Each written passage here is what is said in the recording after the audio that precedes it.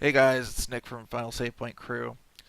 So I've got what I hope is not too long of a video today. I'm kind of shooting for 15-20 minutes for each part of these. So what I'm going to do is I'm setting up a series of videos. So it kind of came to my attention, and this brainstorm came to me about a week or two ago. It's not something technically original. It's just something that I think could maybe be done a little bit better. Um, so what I'm going to do is I'm actually going to walk you guys through how to set up a PC for gaming, and then we're going to do multiple parts. Today's just going to be Windows 8, setting up Windows 8, technically 8.1 for gaming. And then we're going to go through game clients, like how to get games, how to run games on PC, where to find deals and stuff like that. We'll even have one for like streaming, how to stream to Twitch or to record gameplay and then upload it to YouTube and stuff like that. And then I was thinking maybe, if it's not too complicated, I want to do one where to show you guys like, CPUs, RAM, stuff like this, and kind of explain it, and then maybe build up to like learning how to pick parts to build your own gaming PC or whatnot. Okay, so let's get started with today. So let me switch the camera over. So as you can see here, I've got my desktop, and this is Windows 8.1. And the reason I'm not using Windows 7 is because right now we're at a point where, yes, there's like one or two little offshoot games here or there that run better on Windows 7, but it's really not a big deal, and there's been plenty of fixes for this for a while now. Windows 8 does just as well. And actually, let me stick my corner cam on since I don't really need to, show you that part of the screen right now. And but there are a few things that, well, Windows is an all-encompassing thing. People use it for office work, whatever, blah blah blah. I use it for gaming. I use it for videos. I use it for whatever I need to use it for. I've noticed some fixes. I've learned some fixes from other people to help get rid of like issues like say frame stutter or latency problems or whatever related to certain options set in Windows. So one of the main problems a lot of people have with Windows, and you're going to see it right here, you're going to see me checking my frame rate to make sure. I'm capturing at 30 frames today. I wanted to do 60, but I'm having issues with the capture card. Um, so anyways, what we're doing is when you launch into Windows, I have a few apps. I use the Netflix app. I use the Twitter app. That's about all I use. Um, but I do like to use some apps, so I still go to the screen every once in a while. But for the most part, this is pretty pointless. I don't need to go to this right away when I launch into Windows. So how do we fix this? So when you first start Windows, you're going to find this. So you click on this, it's going to take you to desktop. Down here, you got your taskbar, this whole bar going across here. You right click on any empty space, it's going to bring up this, well, it's not technically a Dropbox anymore, but you get the idea. Left click on properties. Okay, and now what we want to do is we want to set up Windows to launch on the desktop instead of the modern UI. So what we're going to do is we're going to go to navigation, and you see this guy right here. It says show my desktop background on start. It's kind of vague, but you click this and hit apply, and next time Windows starts up, it's going to go directly to your desktop and not to that UI. You'll still have it available if you click the start button down here, but you won't necessarily, be using it that much as far as I'm concerned, especially if you're on mouse and keyboard, so it's probably better just to launch into the desktop. Alright, so that's the first thing after a swig of beer. Alright, so next thing I need to cover here is setting the system up for performance in gaming. Now, this is a tricky one, so try to follow along as best you can. Of course, this is the best thing about videos. You can rewind at any point to see what I did. Alright, if you hover over the mouse down here on the start menu button and right click, it brings up this new box here. I absolutely love this thing. I think it's one of the best additions to Windows. I'm always going to control panel, system, program the features all the times to like wipe programs or do whatever, sometimes disk management, but all this stuff, definitely command prompt I use an awful lot. Um, all the most used stuff that I use here or need to go to, Before with Windows 7, I had to go to like one place, control panel, or this. With this, a lot of the things I use a lot of times, I can just get to within 2 clicks. So it's pretty awesome. So first thing we need to do is we need to adjust the system, okay, for gaming. So what we're going to do is we're going to click on System, just that easy. And you're going to see it's going to bring up information right now. I'll show you that I'm running the AMD A10 5800K because my poor i5 is still up there waiting for a motherboard. Thanks to SuperBiz. But anyways, you can see the computer name, all that fun stuff, blah, blah, blah. What we're going to do is go down here to Advanced System Settings. And it's going to bring up System Properties right here. So first thing we want to do is we want to change performance options here. This is going to change visual effects, processing, scheduling, memory, and blah, blah, blah. So we're going to hit Settings, okay? And right here it's saying, let Windows choose what's best for my computer. We want to change this to Custom, okay? And we've got these check marks right here. They're animate, animations, enable peak, blah, blah, blah. These can all take up a bit of system memory and in some ways actually cause games to stutter and whatnot because they're using up system resources all the time. They're always there. So it may not look as pretty, but what we like to do is uncheck these first 7 boxes. And as you can see, when I do that, it's going to go to Custom. And just hit Apply. Alright. Now, I saw one guy one time say this isn't a problem. He enabled shadows under his mouse pointer or whatever. It's fine. You can do it or not do it. It doesn't matter. I'm going to hit OK on that. And now what you're going to see is instead of stuff fading in and out, it's going to be very snappy, very instant. Even when I go to the UI, it just snaps to it. It doesn't like, do any of the animations. They can be cool, but they're also kind of a system hog, a little bit more so than they need to be. Alright, so next thing we're going to do is startup and recovery, and I want to mention this. So we're going to hit settings on startup and recovery. And it's going to bring this guy up right here. So one thing we want to check is this time to display list of operating systems. Uncheck that, okay, and just hit OK. And what that's going to do is it's going to make Windows snap into action a lot quicker when you start your computer up. Alright.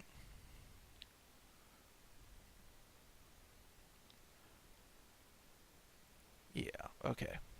Did that. System protection. We're going to click on that. Alright, so this is something I'm really going to recommend. As you can see, I'm missing a D drive because technically I am on the D drive. I don't have my SSD in there right now. Tricks, people, tricks. So, as you can see right now, we've got system protection on. Now, with me being on a hard disk drive right now, I don't mind it. I've got plenty of space for it. But if you're on an SSD, especially like a 128 gigabyte SSD, it can take up space. With a lot of these protections, you can take up to like as much as 10 gigs of space at a time.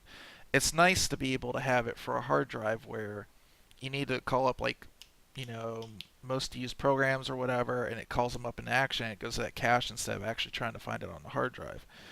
But with something like an SSD, where it's like instantly snappy no matter what you're doing, you're just wasting space for no reason.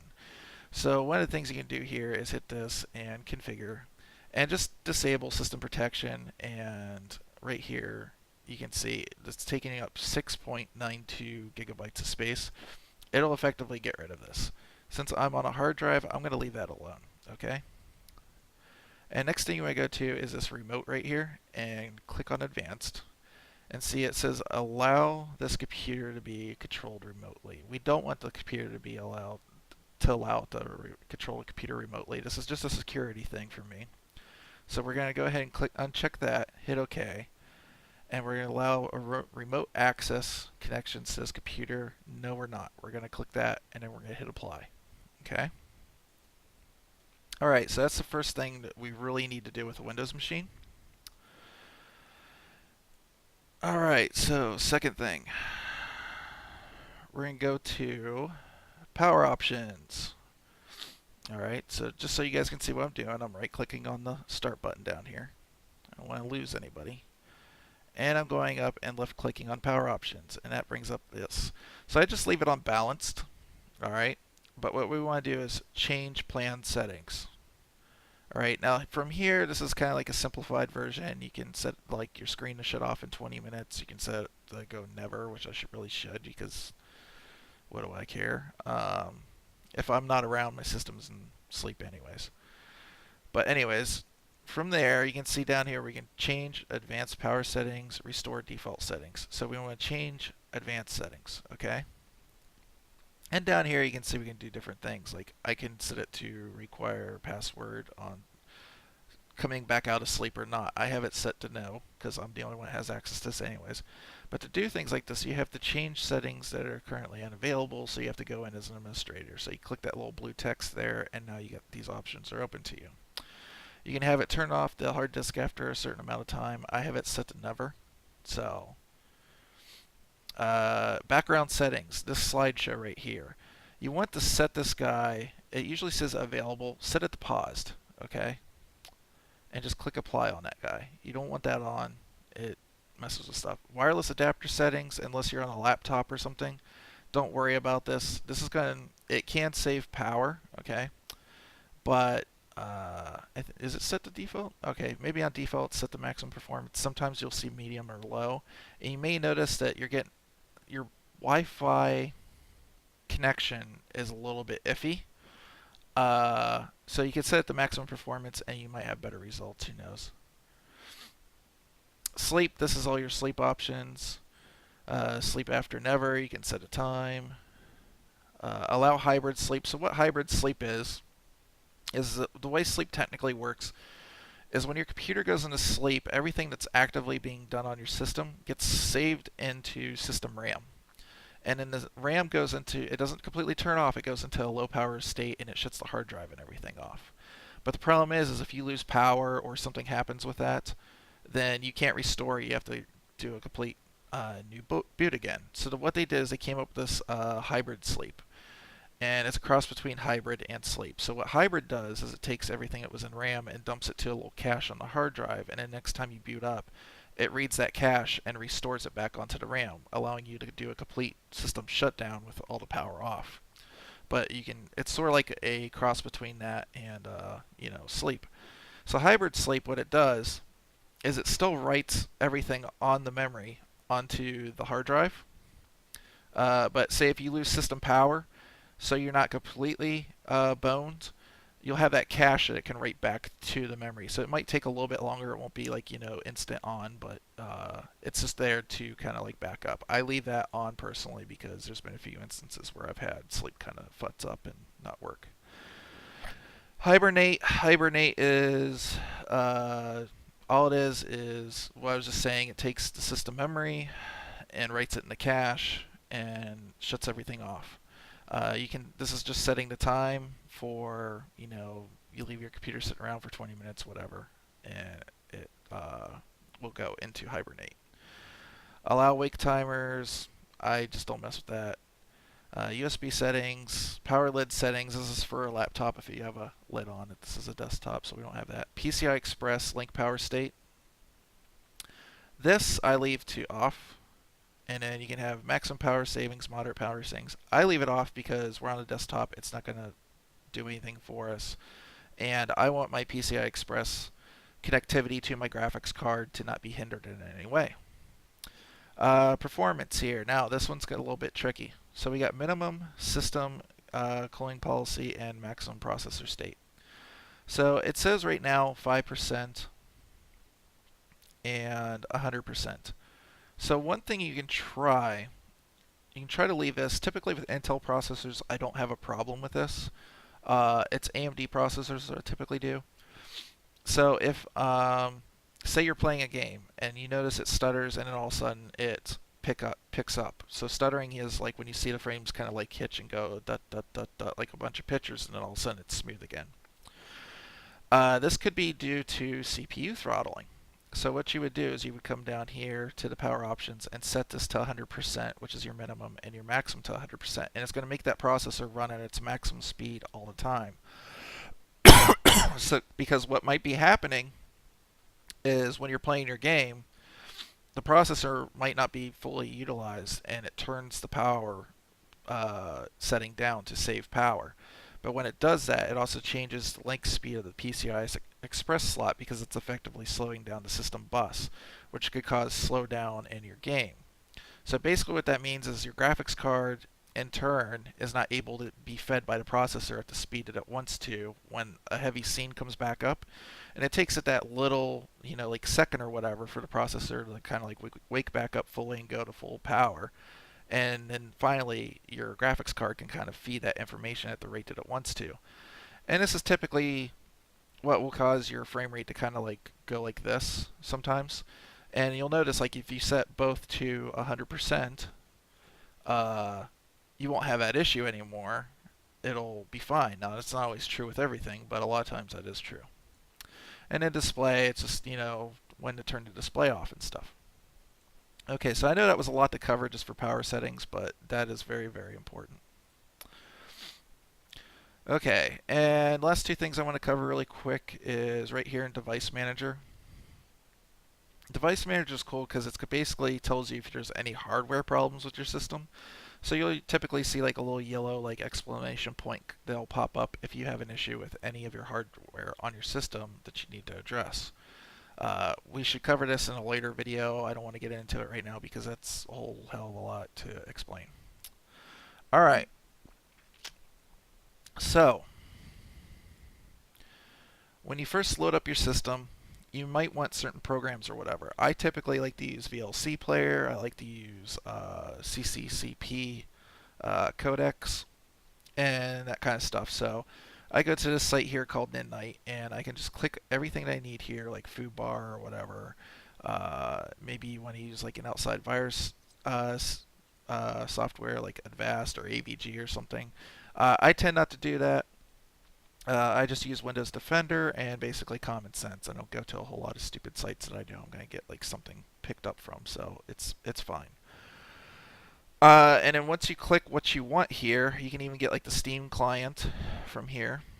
You get click Get Installer. It's going to download something on your web browser, and you just open it, and it's going to bring this box up here, and it's going to download and install all the programs at once instead of you having to go to different sites for it.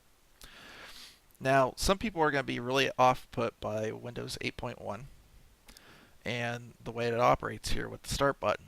So what you can do is there's a software here called Start Us Back, okay? And they offer a trial, so you can try it out for a small amount of time. And it basically puts the old Windows Start button back and the menu and everything. So there's like no difference. You're basically getting Windows 7 functionality with the added benefit of the lighter operating system, the better security with the UEFI as opposed to BIOS and stuff like that. With, still the old UI that you like with Windows 7. So you can get this. It's a few bucks to download it, and it depends on how many. I think they allow 3 clients for, I think it was like $3 or something. And it's like 10 for something like insane, like 20 or something last time I checked. But there's a lot of praise with this, and right here I want to point to this video on Tech Syndicate. I'll leave a link down here. And this is basically talking about Start Us Back. I'm not going to get into it because Logan's already got into it, and he's made a very good, concise video about it. It's a little bit older video, but it's still works pretty much the same way today. There's not much difference. So I'll point you guys to this. Now, one thing I forgot to bring up here is obviously you're going to need drivers. So what you're going to want to do is say for like Intel drivers, there's not much to do. Windows 8's pretty good at recognizing everything, but you may need to download, say, your, trying to think of the word, a processor's integrated GPU, like driver. So you need to go to some place like, Intel HD graphics driver, okay? And first search result is going to be this guy right here. Okay, so this is for second, third generation, blah, blah, blah. So what you're going to do is you're going to want to find out what HD graphics you have on your system. So for instance, mine is the 4600. Nope, 4600. All right. You can see Intel Download Center, and right here it's going to have 4th generation HD graphics drivers. Alright, so you just want to download that and install that. Drivers can be a pain in the butt when you're first setting up your system. They're not the easiest thing, but for the graphics card, thankfully, for say GeForce for mine, I just go to the GeForce. Yeah. And you can see it's right there. And there's a driver section right here immediately. And you just have to know what you're running. For instance, I'm running a 760. You can say GeForce. It's a 760, so it's 700 series desktop. There are mobile parts, so you need to be careful about that. It'll say M for mobile and just regular 600 whatever for, you know, the desktop parts. And it's a 760, and I'm running Windows 8.1 64-bit. Okay, and now you can see here are the newest drivers. There's a beta release right now. I tend to stay away from beta releases unless I know it's going to, like, there's some big benefit behind it or something. I don't think there's any benefit behind this whatsoever. It just says Metal Gear Solid 5, Ground Zeroes, and Elite Dangerous. So I don't have either one of those games, so I'm not too worried about it. Same thing with the AMD side. You can go to AMD.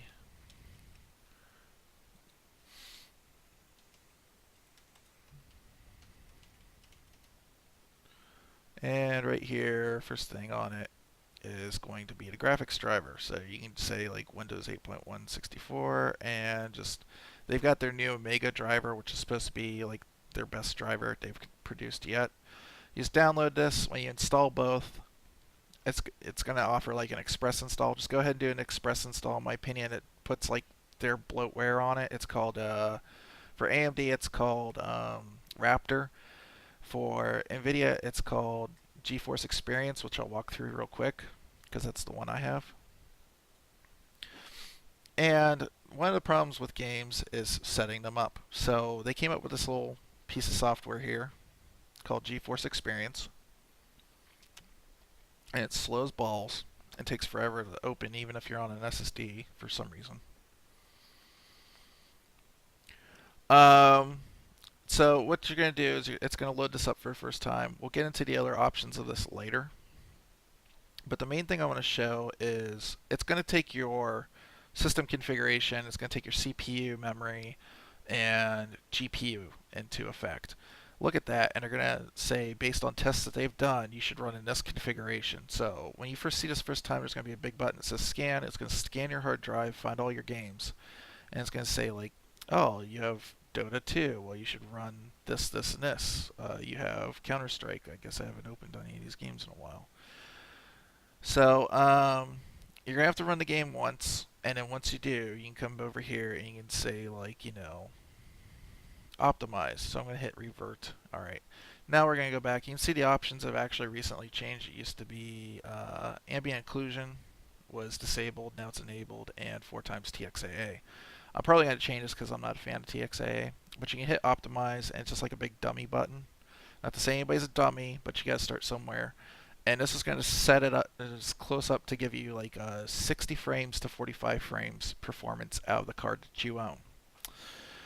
You can adjust that easily by hitting this little wrench here and then just moving the slider up and down and then hitting apply, and then it's going to set less settings or more settings if you say your frame rate's like really smooth and you want a little bit more fidelity or whatever to your game. But anyways, so far I think that's pretty much everything I want to show about Windows right now. Like those options I've showed you in this video, and we've gone a little bit long. It's 25 minutes. It's a lot to cover. But hopefully the future videos will be a lot shorter because there's not that much to explain on how to get games and stuff like that. Alright, so guys, I will see you in part 2, which will be gaming clients and how to get games for your PC. You know, setting up controllers and stuff like that. It's really not that hard, so it's not going to take that long. But, alright, you guys have a great day, and I'm out.